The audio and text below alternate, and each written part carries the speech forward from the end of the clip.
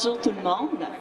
Nous sommes déjà rendus à notre dernière rencontre et pour cette rencontre sur Éclat Québec, nous avons un entretien, parce qu'on l'appelait table ronde, mais à 3 personnes, on va dire c'est un entretien. Et l'entretien, c'est à la page de l'histoire. Donc, nous avons 2 auteurs qui ont des romans historiques, soit M. Machildon et M.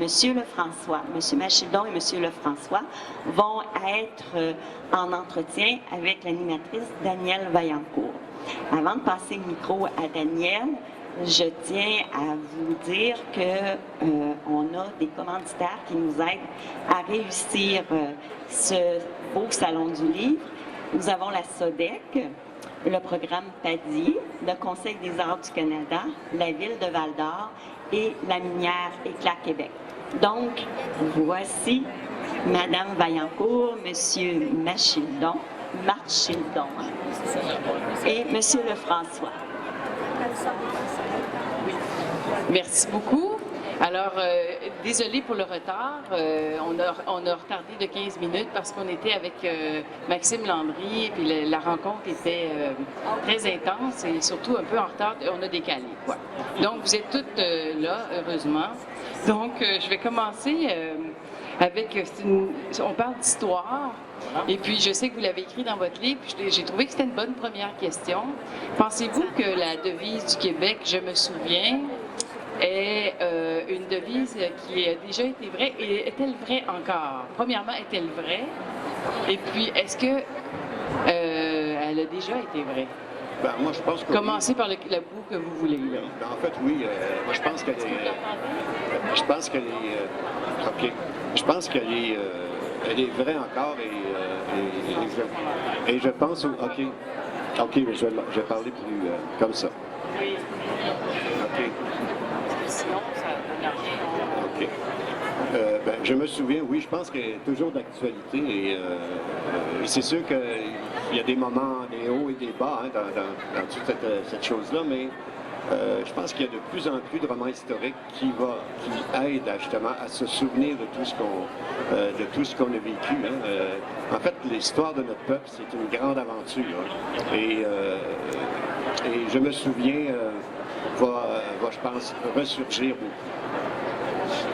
Je suis d'accord, oui, il faut dire que c'est une devise qui est effectivement d'abord très belle et puis je pense encore, oui, très pratiquée, au moins dans la belle province.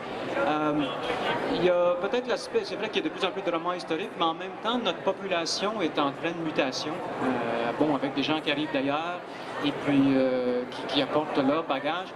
Et il y a quand même, je pense, un mouvement qui fait en sorte que les gens s'intéressent peut-être un peu moins au passé parce qu'ils arrivent avec toutes sortes de vécus, toutes sortes d'expériences différentes. Alors peut-être, oui, il y a un peu de négligence, ou enfin, le côté historique prend de moins en moins de place. Je sais qu'ailleurs au Canada, c'est certainement le cas.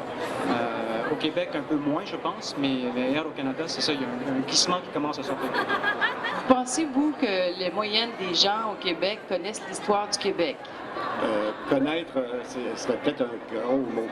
Si je prends par exemple l'exemple de Sous les canons de Wolfe, qui est 1759, les gens, ils savent, ils savent que ça a existé, hein, un peu comme Louis Riel. Ils savent que ça a existé, mais ils savent que Riel était pendu, par exemple, mais pas plus. C'est sûr que pour 1759, les gens, ils pensent que ça a duré 15 minutes. Hein. En même temps, c'est un peu un dicton pour se diminuer un petit peu, parce que finalement, ça a duré, le siège a duré 4 mois et demi, hein, de mai à septembre, et beaucoup de tentatives de débarquement qui ont échoué, des milliers de morts et de blessés chez les Anglais. Donc, ça n'a pas duré juste 15 minutes, au contraire, ça a duré tout un été, et ça a été très violent aussi. Et c'est un peu dans cette optique-là que moi j'ai pensé écrire des romans comme Sous les canons de Wolfe, parce que c'est même les Patriotes aussi. Hein, c'est vraiment dire oui, ça a existé, et non, ça n'a pas duré que 15 minutes. Notre histoire est riche et beaucoup plus, et vraiment, il ne faut pas la réduire à rien. C'est ça l'idée aussi.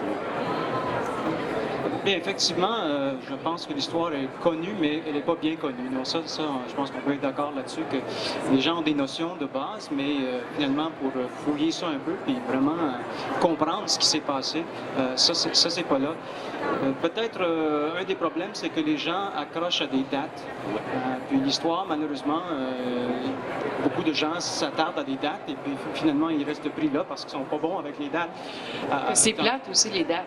Bien, c'est ça, on Moi, n'a je pas trouve. des mémoires pour ça. Alors, il faut vraiment trouver des façons de rendre notre histoire plus intéressante pour les gens qui l'apprennent. Et puis aussi qu'ils cultivent des notions générales, des contextes. Et ça, c'est un peu à travers des histoires. Je pense, par exemple, aux Minutes du patrimoine qu'on voyait à un moment donné. Excellente façon, c'est ça, de sensibiliser les gens à des moments précis de l'histoire, de piquer leur curiosité. Et c'est peut-être ça surtout qu'on a besoin de faire parce que dans le milieu scolaire, on ne peut pas prétendre non, de pouvoir enseigner toute l'histoire du Québec ou du Canada à l'intérieur d'un seul cours. Il faut vraiment piquer l'intérêt pour que les jeunes et puis les moins jeunes soient intéressés pour aller se renseigner davantage de leur propre initiative, soit à travers des romans historiques ou en lisant des ouvrages historiques. Mais est-ce qu'on apprend l'histoire dans les écoles primaires? Oui, en fait, on l'apprend, mais c'est vite, hein, c'est vite fait naturellement, surtout au primaire. En primaire, par exemple, 5e année, 6e année, Wolfe et Montcalm. Donc les jeunes, ils savent que ça existe. Et moi, je suis très surpris. Hein, mes romans sont... j'écris des romans... Pour jeunes? Oui, c'est ça. Je fais de l'aventure avec l'histoire. Donc, il y a beaucoup de jeunes qui m'achètent, qui me achètent ces romans-là parce que c'est écrit au présent, c'est facile à lire. Mais vraiment, si je vends 100 livres historiques, je peux dire qu'il y a au moins 25 jeunes qui me l'ont acheté. Donc, oui, moi, je suis très content de cette chose-là. Ou souvent c'est aussi les parents qui l'achètent pour les jeunes.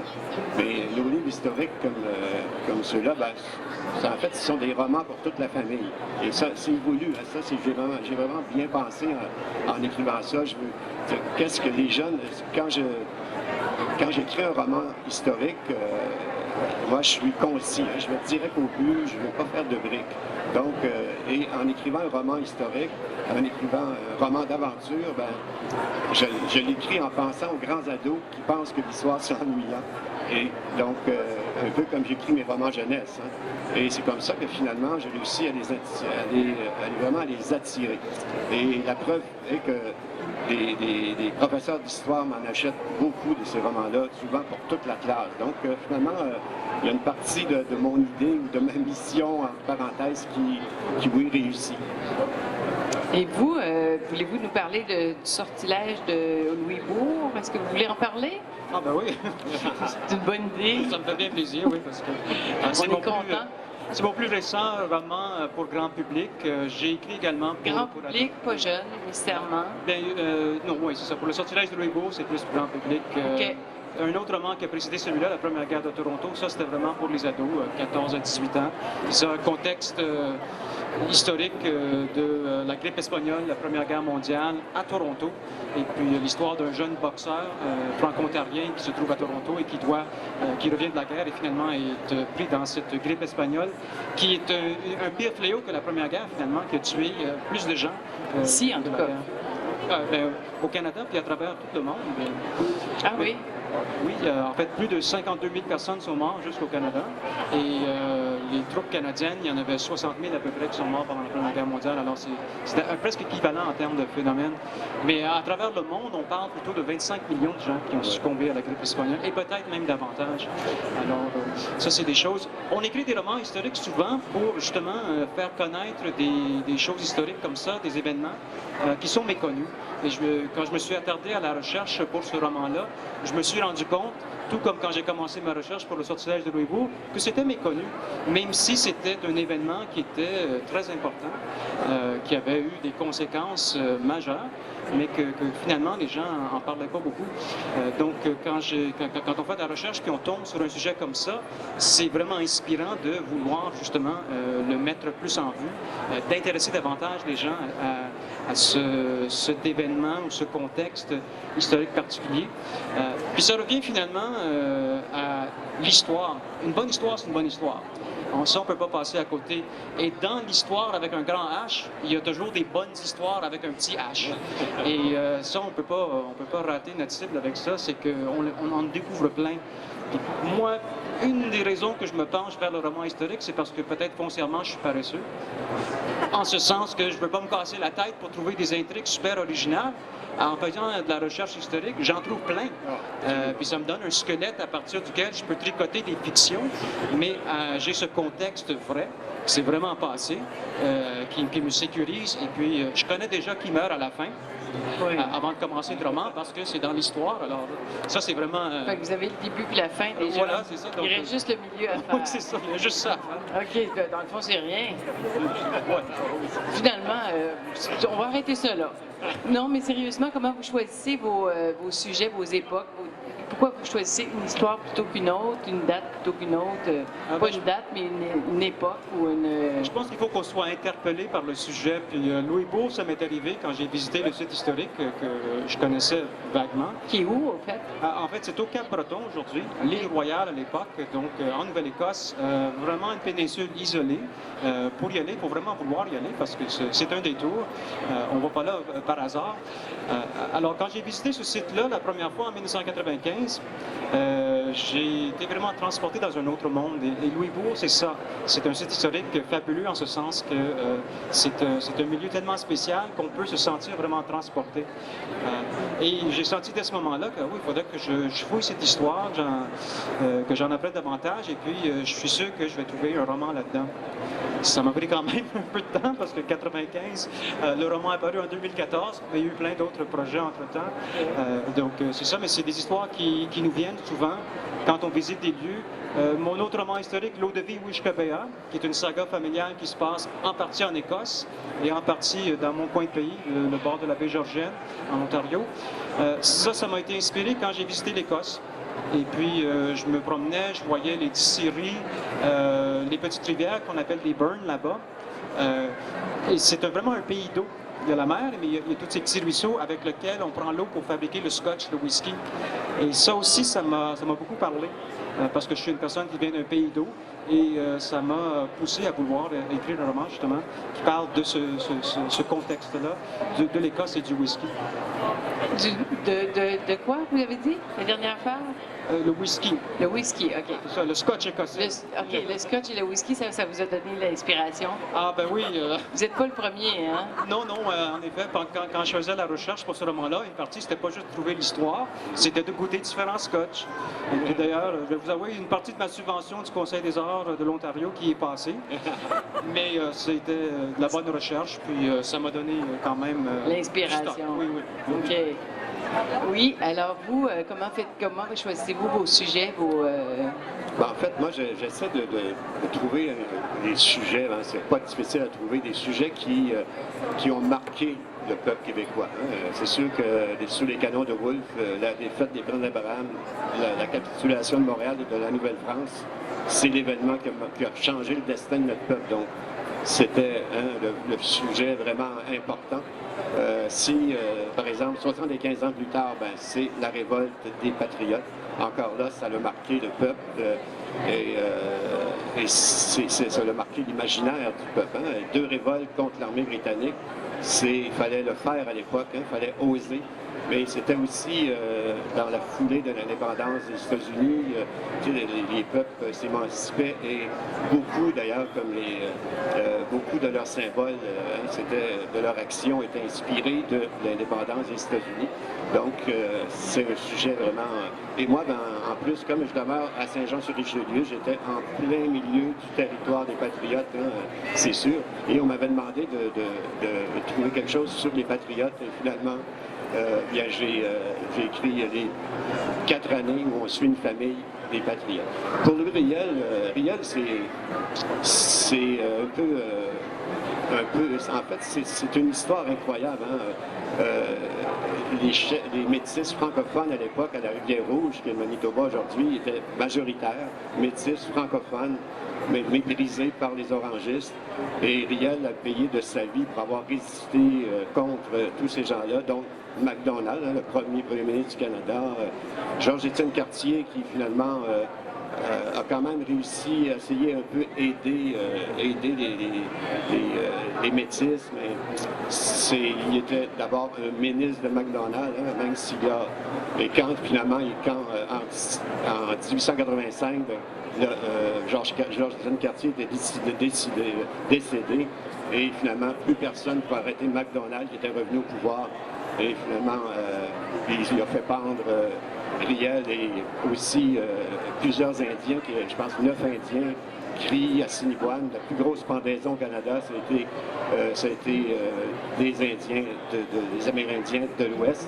Et d'ailleurs, il avait obligé beaucoup d'enfants des Indiens à assister aux pendaisons pour leur dire, mettre dans la tête, regardez ce qui va vous arriver si vous n'obéissez pas. C'est un peu ça l'idée. Donc, un sujet vraiment marquant. Et Riel, c'est quelqu'un qui a osé, comme son père d'ailleurs. Son père aussi a osé. Il avait le don de la parole. Et c'était finalement, pour nous, c'était un héros. Pour les francophones qui défendaient la langue française, qui défendaient leur peuple. Et pour les anglophones, ça a été un traître jusqu'en 1992, finalement. Donc, des sujets marquants. Et en même temps, je choisis des sujets qui se prêtent à faire des romans d'aventure. Et l'histoire de notre peuple est une grande aventure. Oui, par rapport à Riel, justement, c'est intéressant de signaler que je pense que c'est la seule personne au Canada qui n'a jamais été pendue pour haute trahison. Ouais, c'est unique comme instance et son procès a été bidon à bien des égards. Mais pour revenir à Wolfe, parce que c'est sûr que c'est un sujet fascinant, dans mon roman, Le sortilège de Louisbourg, c'est là où on découvre Wolfe avant Québec. Et puis, moi, même si mon histoire, c'est une histoire d'amour, finalement, qui se passe dans un contexte de guerre, l'histoire principale, c'est une histoire d'amour difficile entre un officier français et une jeune femme acadienne de Louisbourg. Mais eux se trouvent là au siège de 1758 quand Wolfe arrive avec le général Amherst. Et puis, certains historiens croient que si la bataille, le siège de Louisbourg n'avait pas été mené comme il a été mené, s'il n'y avait pas eu de résultats qu'on a connus, c'est-à-dire que Wolfe, en juin, c'est lui qui a dirigé le premier corps expéditionnaire qui a atterri dans une petite baie, l'Anse de Sable, à Louisbourg. Et il a failli pas y arriver parce qu'il y avait une tempête et puis beaucoup de vagues. Et puis il y a beaucoup de ces soldats d'ailleurs qui sont morts noyés parce que les chaloupes qu'ils prenaient pour débarquer ont renversé. Et c'est par un hasard, tout à fait un hasard, que certaines chaloupes se sont rendues de l'autre côté d'une pointe que les Français n'avaient pas prévu, qui pensaient que c'était complètement impossible qu'ils puissent débarquer de l'autre bord de cette falaise-là qui était très escarpée. Alors, par un pur hasard, un peu comme à Québec, l'année suivante, en 1759, où encore une fois, le hasard a joué pour lui, Wolfe, il a réussi un débarquement, quelques soldats ont réussi un petit débarquement et les Français ont été pris par derrière. Si ce débarquement-là n'avait pas réussi, certains historiens croient que la campagne de 1758 n'aurait peut-être pas connu un aboutissement favorable pour les Anglais. Et si cette campagne-là n'avait pas fonctionné, il est possible que l'Angleterre, qui avait investi beaucoup de sous et avait connu des revers juste avant, par exemple dans d'autres possessions françaises, s'ils n'avaient pas réussi, peut-être que la volonté de l'Angleterre de mener cette campagne-là jusqu'à fond et de prendre Québec n'aurait peut-être pas continué. En fait, le vice-amiral Sanders, qui commandait toute la flotte, avait donné 4 à 5 jours à Wolfe pour réussir. Le 12 septembre, il dit à Wolfe, dans une semaine, on s'en va. Donc, il fallait qu'il agisse. Sinon, parce qu'à l'époque, les glaces prenaient vite dans le Saint-Laurent.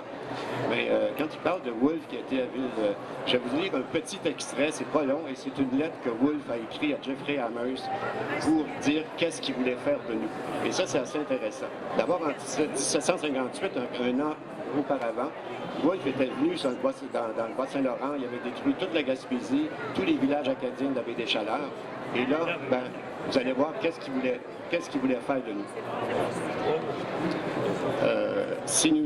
En fait, dans sa lettre, c'est un extrait naturellement, si nous nous apercevons que Québec ne semble pas devoir tomber entre nos mains, je propose de mettre la ville à feu et à sang avec nos obus, de détruire des moissons et de bétail tant en haut qu'en bas de Québec, puis d'expédier le plus possible de Canadiens en Europe et de ne laisser derrière nous que famine et désolation. Donc ça, c'était son idée. Sympathique. Donc, oui, et vous imaginez quand il décède, mes lecteurs sont très contents. Oui, hein? Mais est-ce que vous êtes historien? Est-ce que Non. vous avez des... est-ce que vous êtes historien? Non, en fait, je n'ai pas une formation en histoire complète. Je suis un passionné d'histoire. Oui. J'ai quand Mais même fait quelques ouvrages sur la nature. C'était pas une attrape. Mais est-ce que vous montrez vos textes à des historiens? Est-ce que vous en consultez? Je leur montre pas nécessairement le texte complet, mais je les consulte. Oui. Par exemple, pour le sortilège de Louisbourg, à part de me rendre 2 fois sur le site. La deuxième fois, c'était en 2011, donc quand j'étais en pleine écriture. Puis là, j'ai eu l'occasion de rencontrer une historienne qui travaille pour Parc Canada sur le site. J'ai rencontré Bruce Fry, qui est archéologue en chef des fouilles dans les années 60 et 70 à Louisbourg. Alors, en jasant avec ces gens-là, souvent, on a des réponses à des questions qu'on se pose. Et puis, ils nous donnent des renseignements qu'on ne trouve pas nécessairement dans des livres. Ils vont nous lancer sur des pistes. Bon, ben, savais-tu qu'il y avait des esclaves, par exemple, autochtones à Louisbourg? Ah, non, ça, je ne le savais pas. Des Alors, esclaves autochtones. Ah, oui. Donc, des gens qui venaient de l'intérieur du continent, qui avaient été capturés par d'autres nations autochtones et puis ensuite vendus aux Français. Et les Français les appelaient les panis, ce type d'esclaves-là. Mais ils étaient des esclaves comme les Noirs qu'ils importaient des Antilles. Alors, ça, c'est des choses qu'on découvre souvent en jasant, justement, en consultant les spécialistes. Et vous, est-ce que vous avez-vous des spécialistes? Oui, en fait, Attitrés? en fait, pour Louis Riel, par exemple, le hasard a fait que quand j'ai commencé mes recherches, j'ai été invité au Manitoba pour des conférences, des animations, et donc j'ai pris des rendez-vous avec la Société historique, naturellement, le directeur du musée Louis Riel, qui m'a donné d'ailleurs plein d'informations sur le père de Louis Riel. Et en même temps, ce qu'il me disait, c'est que il dit, je suis très content que ce soit un francophone qui écrive sur Louis Riel, parce que presque tous les romans sont écrits en anglais et traduits en français. Donc, il a lu mon manuscrit, donc c'était vraiment, une chance, hein, anyway. Pour Wolfe, c'est un ami qui est un historien, d'ailleurs, c'est lui qui est sur la photo, qui fait des conférences historiques en différents costumes, et qui a lu mon manuscrit, donc il m'a fait la correction historique. Donc, je suis chanceux dans ce sens-là. Oui, puis souvent pendant l'écriture, justement, on est en train d'écrire une scène, et puis je me sais, par exemple, quand mon jeune officier de français se promène dans la boulangerie avec la femme qui va devenir son amoureuse, à un moment donné, il doit payer pour le pain. Et là, je m'interroge, c'est combien de sols qu'il paierait pour le pain? Alors, j'envoie un courriel à l'historienne, je dis, combien de sols est-ce que ça coûterait pour un pain à cette époque-là? Elle a eu la gentillesse de m'envoyer la réponse. Alors, souvent, dans le petit détail comme ça, c'est très utile, oui, d'avoir des contacts avec des historiens. Oui, en effet. Mais vous autres, comment vous êtes intéressés à l'histoire? Depuis que vous êtes enfant? Depuis que vous êtes... C'est ça, je suis tombé dans la potion magique. C'est ça que j'ai... C'était la baie Georgienne, peut-être, la mer douce, comme Champlain l'avait nommée en 1615, quand il est arrivé. On fête d'ailleurs le 400e anniversaire de cet événement-là. Et puis, je viens d'une région où il y a beaucoup d'histoire parce que la Nouvelle-France s'est rendue jusque dans la Huronie, au bord de la baie Georgienne, donc à 160 km au nord de Toronto. Alors, il y a des très vieilles racines comme ça. C'est un lieu, donc, qui inspire l'intérêt pour le patrimoine. Et c'est un peu comme ça que je suis Depuis tombé. que vous êtes enfant, vous êtes intéressé à ça? Intéressé à des histoires comme ça, puis à l'histoire de ma région en particulier, mais finalement, à partir de là, se déborder vers plein d'autres sujets. Moi, j'ai eu la chance d'avoir à l'école un bon professeur qui nous a fait aimer l'histoire. J'avais, par exemple, pour les patriotes, le professeur avait séparé il avait pris les noms des patriotes, des vrais patriotes de l'époque, de 1837-38, et il avait donné, en fait, quand on avait un nom qui était le même que les patriotes, on défendait ce patriote-là. Donc, ça vraiment, c'est intéressant pour nous. Et moi, j'avais Lefrançois qui est un peu avant les Patriotes, qui était le directeur du journal Le Canadien et qui avait été mis en prison. Donc, vous voyez finalement comment ça pouvait être intéressant pour des jeunes de défendre quelqu'un qui avait vécu et qui était finalement nos ancêtres. Donc, comme ça, et ça nous a toujours, et moi, ça m'a toujours resté cette idée d'aimer l'histoire. Hein. C'est vraiment, il faut être passionné d'histoire, c'est sûr. Mais c'est bien, hein, ça prouve comment les professeurs, je ne sais pas s'il y en a dans la salle ou pas loin. Ah, c'est important, vous êtes important. Vous êtes super important. Surtout quand vous ne donnez pas trop de dates. Êtes-vous professeur d'histoire? Oui, hein? Comme par exemple, ça, je me souviens des dates qu'il fallait apprendre par cœur. Alors, dans tous mes romans, je mets le moins de dates possible, mais je fais une chronologie des événements à la fin. Là, donc, en même temps, c'est ça ça. met en contexte l'événement. Les Patriotes, par exemple, c'est de la conquête à la Confédération. Ici, c'est toute la Nouvelle-France, mais en même temps, je m'amuse à faire la population et trouver la population. Quand Champlain meurt, on est 150 ici. Quand les Anglais arrivent, on est 70 000. Dans l'année, il y en a 10 000 qui disparaissent de la Nouvelle-France, donc un septième de la population. Mais en 1791, on a doublé, on est 130 000. Donc, vous voyez que finalement, on a quand même prospéré. Mais on a joué un tour à nos nouveaux maîtres, on peut dire. La revanche de Berceau? En fait, oui, c'est un peu ça, mais en fait, nos ancêtres ont laissé les centres, les villes aux Anglais. Et nous, nos ancêtres sont partis dans les régions. On a peuplé, on a joué un petit tour parce qu'on s'est aperçu qu'on était trop nombreux pour nous faire déporter, pour finalement nous assimiler. Et peu à peu, dans le temps des Patriotes, 75 ans plus tard, on est rendu 450 000. Donc, c'est vraiment... donc, finalement, on a prospéré. Comme par exemple, quand les gens, moi je fais des conférences historiques avec des diaporamas, tout ça, et les gens disent, ouais, mais on perd toutes nos batailles, pourquoi continuer? Oui, il y a une seule raison pour continuer, c'est la principale bataille, on l'a gagnée parce qu'on existe. On a survécu à tout ça, on existe, donc c'est ça notre victoire à nous. Vous avez écrit beaucoup de livres, vous particulièrement. Vous aussi, je pense. Je ne sais pas combien vous en êtes. Là, j'en suis à mon 13e là, qui vient d'être publié. Le dernier, c'est un roman pour tout petit, par exemple, les 7 ans et plus, Zazette, la chatte des Wendat, qui raconte un vrai fait de la Nouvelle-France en 1623, l'arrivée du premier chat dans la Huronie qui a été apporté par les Récollets et offert en cadeau aux Hurons, Wendat. Mais c'est raconté du point de vue de la chatte, Zazette. Mais OK, mais il n'y avait pas de chat avant? Non, les Autochtones ne connaissaient pas les chats. Ah, non? Il n'y en avait pas en Amérique du Nord. C'est vraiment un animal qui a été importé. Les chiens, non. Non, les chiens, il y en avait. OK. En fait, les Wendat les mangeaient, mais... Les chevaux, il n'y en avait pas non plus. Les chevaux, Hein? non. Non, c'est les Européens. Ça, c'est les Européens qui les ont apportés. Mais vous êtes... est-ce que vous n'êtes pas historien, vous avez écrit des livres, mais avez-vous fait d'autres métiers avant? Est-ce que Oui, vous avez... est-ce que c'est votre parcours? En fait, vous voyez les couvertures, là, moi je suis un photographe, donc depuis l'âge de 20 ans, donc c'est moi qui prends mes photos. Hein. Et c'est une passion naturellement. J'ai été fonctionnaire, j'ai été garçon de table en Espagne, j'ai été travailleur d'usine. Finalement, je suis un Gaspésien qui a fait 50 métiers et qui a voyagé beaucoup. Dans mes voyages, j'ai appris l'anglais, j'ai appris l'espagnol, j'ai appris l'italien. Et finalement, même le catalan, parce que j'ai travaillé 2 ans en Barcelone quand j'étais jeune. Donc, j'étais un peu aventurier, je dois dire. Je partais en voyage, jamais d'argent, un billet aller seulement. Et je revenais quand je pouvais. Donc, c'était ça un peu mon parcours quand j'étais célibataire. Mais j'ai rencontré une jolie dame, une jolie demoiselle qui a fait que finalement, je me suis marié à 30 ans, j'ai 2 enfants, j'ai 6 petits-enfants. Donc, et aujourd'hui, ce sont mes romans qui me font voyager. Voyez-vous comment les rêves, le rêve de voyager, le rêve d'écrire, les deux rêves sont fusionnés. Et aujourd'hui, les livres me font voyager. Puis vous en écrivez plusieurs livres. Oui, en fait, c'est mon 17e roman. Le 18e va sortir à l'automne. Et c'est un roman pour les jeunes, 6-8 ans, qui n'est pas historique, mais...